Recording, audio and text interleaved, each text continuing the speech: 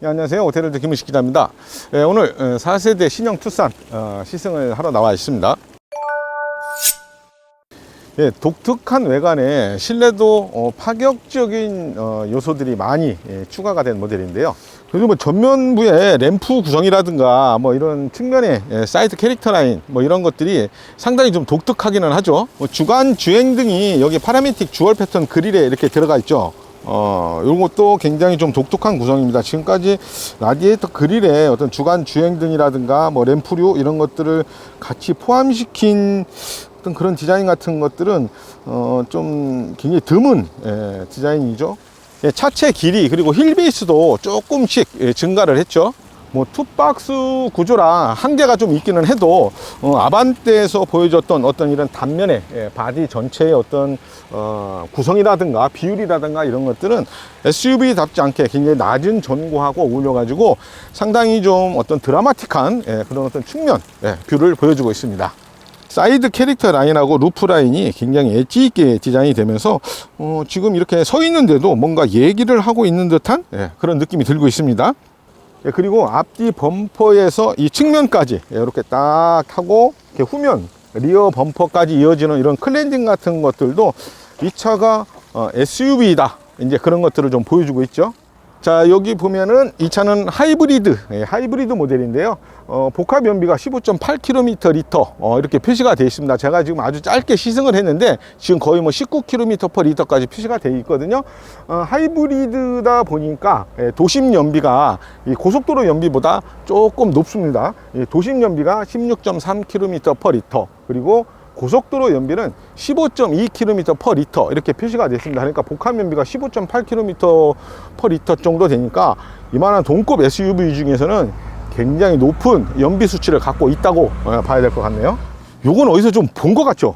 본 것 같은 느낌이 팍 납니다. 그러니까 푸조의 차량 전면부를 보게 되면 뭐 사자의 발톱이다 해가지고 요런 어떤 디자인 컨셉 같은 것들이 들어가 있는데 투싼 신형에는 요걸 무슨 이빨 뭐 이렇게 표현을 하고 있더라고요. 그리고 굉장히 독특한 모습을 하고 있고 이게 좌우가 이렇게 다 연결이 되어 있습니다. 연결이 되어 있고 그래서 차가 굉장히 좀 넓어 보이면서도 뭔가 안정감을 갖게 하는 그런데 도움을 주고 있습니다. 아래쪽 범퍼나 또 디퓨저나 이런 부분들도 상당히 깔끔하게 마무리가 되어 있죠. 다른 건 무엇보다도 일단 이 아래쪽에 이 가드가 상당히 좀 높이 올라와 있습니다. 보통 이 정도 차급의 SUV 같은 것들을 보면은 이 하부가 이 뒤에서 따라가다 보면은 아래쪽이 좀 많이 노출되어 있거든요. 그런데 투싼은 제가 뒤에서 봐도 운전 포지션으로 딱 앉아서 봐도 차체 하부에 어떤 그 여러 가지 부품 같은 것들이 겉으로 이렇게 크게 노출이 되지 않고 있거든요. 그런 부분들이 차를 전체적으로 좀 깔끔해 보이게 하는데 도움을 주고 있습니다. 그리고 또 독특한 게 현대차 엠블럼이 이렇게 지금 리어글라스에 딱 이렇게 자리를 잡고 있습니다. 보통은 테일게이트의 이 패널 자체에 엠블럼을 놓는 것이 보통인데 이렇게 좀 리어글라스 쪽에 올려놨고요. 그리고 또 와이퍼도 이 안쪽에 이렇게 위에서 아래로 작동을 하게끔 감춰놨거든요. 이런 것들이 전체적으로 차를 좀 깔끔하고 이렇게 좀 정동감 있게 보여주는데 도움을 주고 있습니다. 자, 이제 현대자동차가 광고나 뭐 이런 걸 보면은 이 트렁크 실내에서 차박을 할 수 있다, 뭐 실내 어떤 공간 같은 것들을 상당히 많이 강조하고 있거든요. 한번 어느 정도 되는지 한번 확인을 해 보겠습니다. 트렁크 한번 열어보고요. 터치식으로 열리네요. 한번 딱 건드니까 버튼식으로 뭘 누르고 한참 기다리고 이런 게 아니라 탁 터치만 하면 자동으로 열리게 되어 있습니다. 자동이기 때문에 닫을 때도 이 버튼 하나만 딱 누르면 되어 있어요. 사실 요만한 차급에서 이런 오토도어 기능을 갖고 있는 차들도 그렇게 흔치가 않거든요. 기본적으로도 상당히 넓어 보이네요. 기본 트렁크 용량도 상당히 넓다라는 생각이 듭니다. 자, 이제 2열을 접으면 어느 정도 공간이 나오는지도 한번 확인을 해 볼게요. 2열은 안에서 기본적으로 용량이 굉장히 넓어 보인다 이런 말씀을 드렸는데요. 이렇게 아래쪽도 여러 가지 트레이를 나눠놔 가지고 작은 소품들 보관할 수 있게끔 별도의 공간을 만들어 놨고요.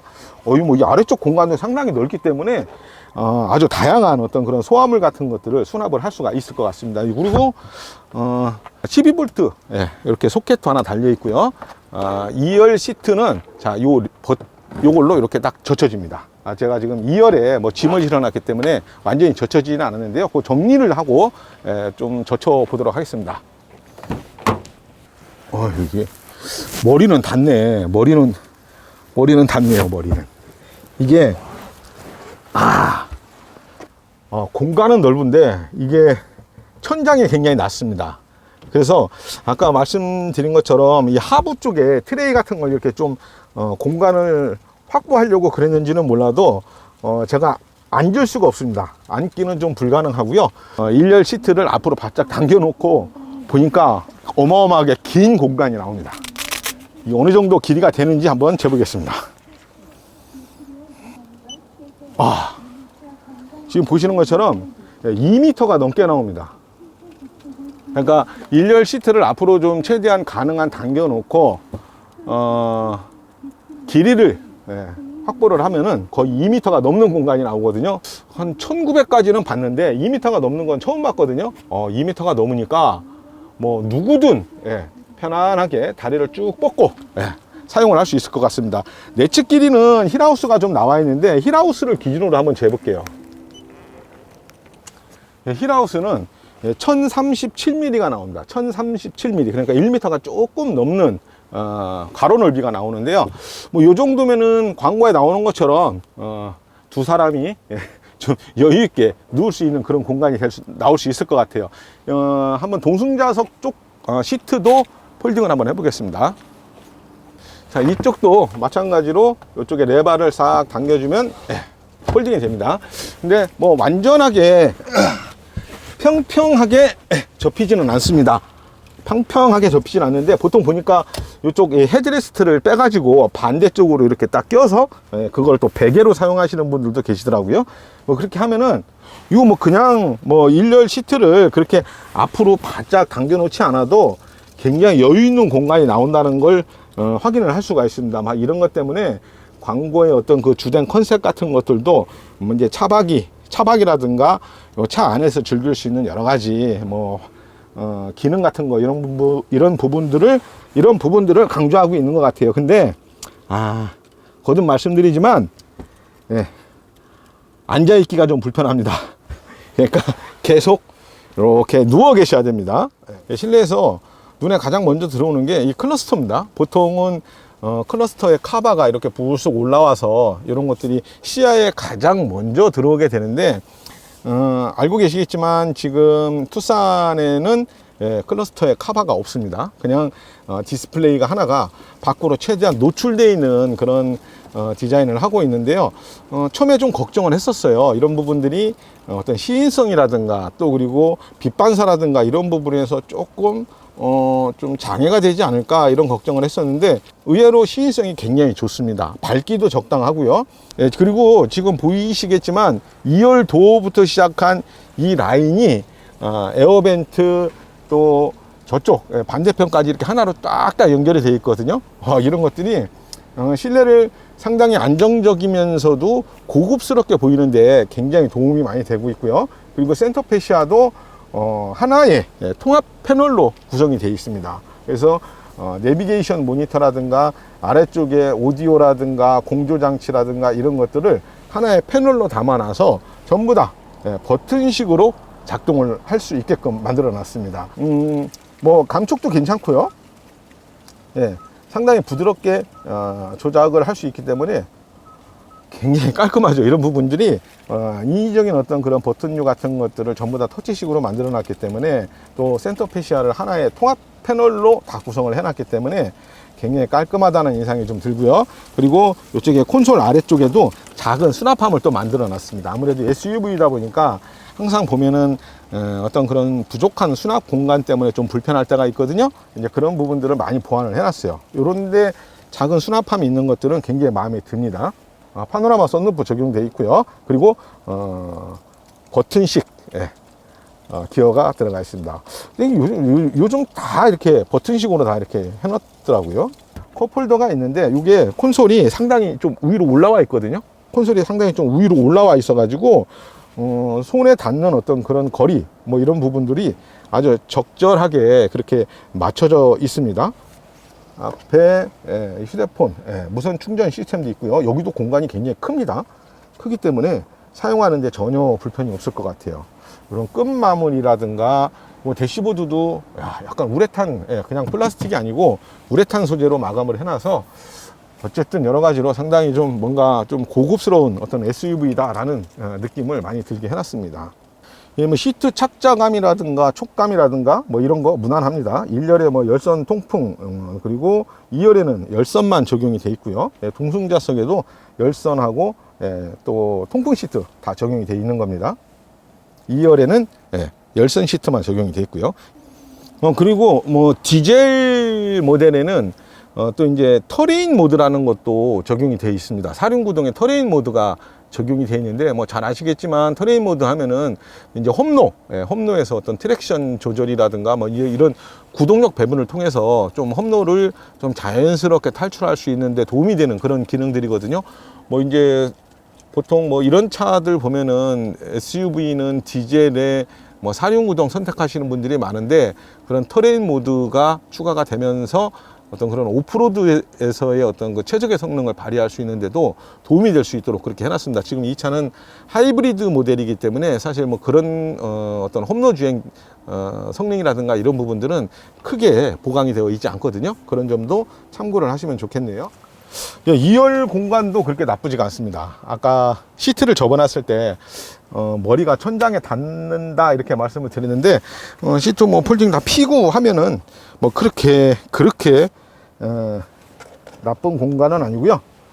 2열에 이렇게 리클라이닝 기능이 있기 때문에 앞에 무릎 공간도 충분한데다가 또 리클라이닝이 되니까 뒷자리가 그렇게 불편하지가 않습니다. 정말 편합니다. 뒷자리가 진짜 편하네. 오히려 1열보다 더 많은 공간을 좀 가질 수가 있어요. 이런 부분들도 상당히 좋은 경쟁력이 될 수 있을 것이다 라는 생각이 좀 듭니다.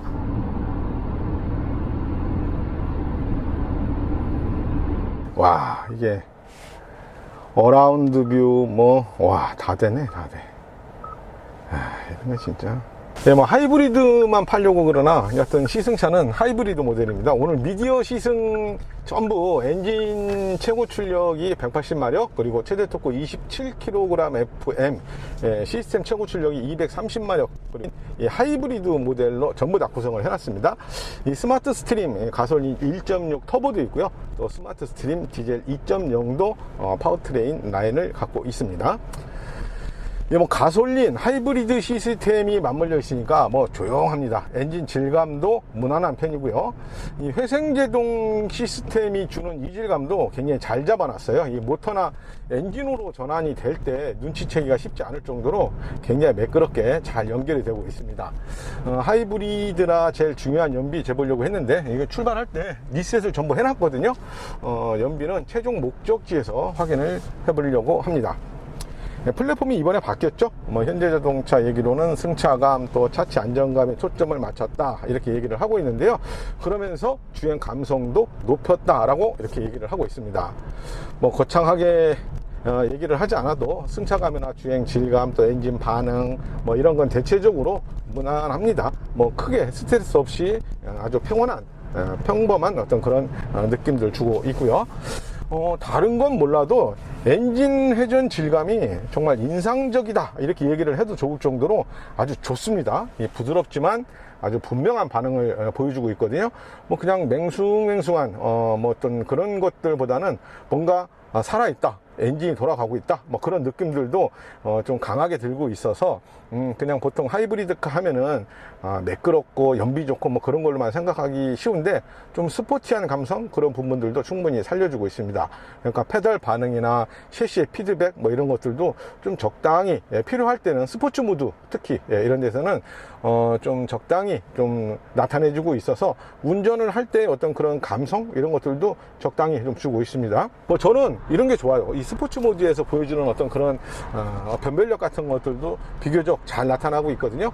그래서 뭐 이런 부분에서 좀 운전에 조금 더 스포티한 어떤 그런 감성을 느껴보고 싶다고 하면은 스포츠 모드로 주행을 하시면 됩니다. 대신 연비는 이제 뚝 떨어지겠죠? 그런 건 좀 감안을 하셔야 될 것 같고요. 디젤 엔진에는 드라이브 모드 셀렉트에 이 터레인 모드도 추가가 되어 있거든요.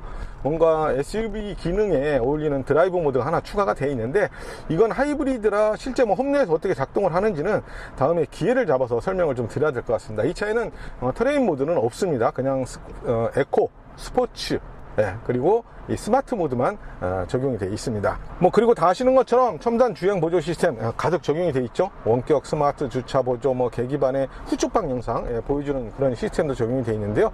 그리고 이 중앙에 있는 센터 모니터를 통해서 이 어라운드 뷰, 자동차의 차량의 좀 동서남북 360도를 전부 다 보여주는 그런 모니터 시스템도 적용이 되어 있습니다. 이 최고급형이거든요. 이 차는 인스퍼레이션에 이렇게 모든 사양이 다 들어가다 보니까 지금 이 시승차 가격이 세제 혜택을 받은 기본가를 기준으로 3,467만원? 3,467만원인데 여기에 한 300만원 정도의 옵션이 또 추가가 되어 있습니다. 이 썬루프도 있고요. 뭐 이러다 보니까 거의 뭐 4천만원대 근접을 하고 있는 것 같습니다. 굉장히 좀 비싼 가격인데요. 좋은 사양을 많이 추가하다 보면 뭐 가격이 오르는 거는 뭐 어쩔 수 없는 것 같고요. 근데 그 대신에 이제 다양한 패키지 구성이 잘 되어 있습니다. 그리고 어떤 트림에서도 그런 패키지를 다 적용을 할 수 있기 때문에 일반적인 어떤 그 기본 모델에다가 필요한 것만 이렇게 조금씩 추가를 하시게 되면 훨씬 더 저렴한 가격에 구매를 하실 수 있다는 것도 참고를 하시면 될 것 같습니다. 자, 이제 최종 목적지 한 바퀴 돌고 최종 목적지 지금 벌써 다 와 가고 있는데요. 주행거리는 한 80km 정도 된 것 같아요. 뭐 시간은 뭐 이제 시승하고 또 촬영하고 뭐 이러느라고 거의 뭐 2시간 넘게 좀 걸렸고요. 지금 트리 컴퓨터의 평균 연비가 거의 한 19km/리터 이렇게 표시가 되어 있습니다. 자, 하이브리드 카니까 연비는 정말 좋은 것 같습니다. 자, 이제 마무리를 좀 해야 되겠는데요. 아무래도 뭐 저처럼 나이가 드신 분들은 조금 거부감이 있겠지만 뭐 독특한 디자인이나 또 살짝 거친 주행 특성 같은 걸 감안하면 20대 30대 이런 젊은 층에서는 상당히 좋아하실 것 같아요. 제가 좀 거칠다라고 얘기했던 것들이 뭐 엔진의 진동이라든가 또 하체의 반응이라든가 뭐 이런 것들 때문에 거칠다고 말씀을 드리는 게 아니고요. 스포츠 모드나 또 이런 데 또 가속을 할 때 이럴 때는 어느 정도 엔진의 어떤 그런 질감 뭐 이런 것들이 살짝 이렇게 드러나는 그런 재미도 있다는 말씀입니다. 절대로 차가 거칠다는 얘기가 아니고요.